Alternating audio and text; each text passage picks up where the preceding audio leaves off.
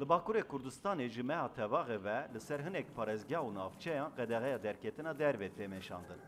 Li gorî danayên HDP heta niha li heft parêzgeha û hevdê navçeyan pêncê û du caran qedeğeya derketina dervê hatiye birêvebirin. Partiya Komariya Gel CHP dibêje kolandina xendekan tiştekî xelet e.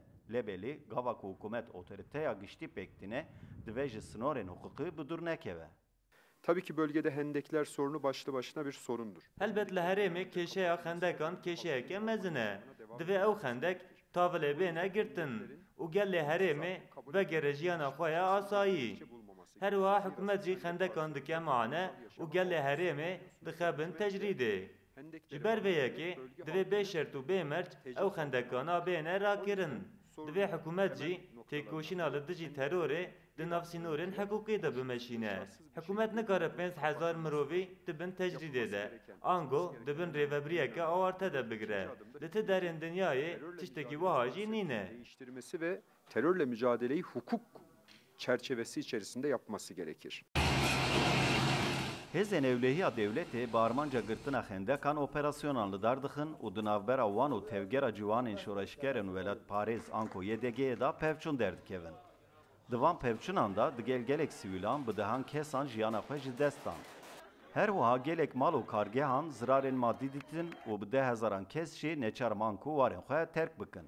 AK Parti dibêje da ku li herêmê Demildesta Ramî çêbe de ev tewayiya hewlan bidin.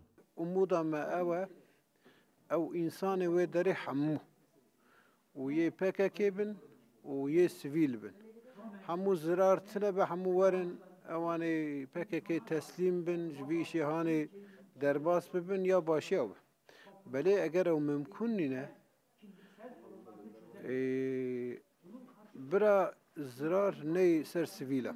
Ew sivîlê wê derê ku tên dewlet him wezîr serok got hem jî serok jî gotin dewlet hikûmet wê ew alîkariya wan bike ew zirarê wan çi hebe were girtin. Her wiha cigirê Serokwezîr Numan Kurtulmuş amece pê kir ku de ev alîkariya esnav û mexdûrên ku ji ber pevçûnan zirar dîtî bikin. Hikûmeta Tirkiye de kengî alîkariye bide û de miqdara alîkariye çi be? Bersiva wan pirsan hin jî nediyare. Lêbelê mexdûr di wê bandewariye dene ku divê hikûmet bi lêz û bez wê gotinê bicîbîne. Kemal Avcı, Rudaw, Ankara.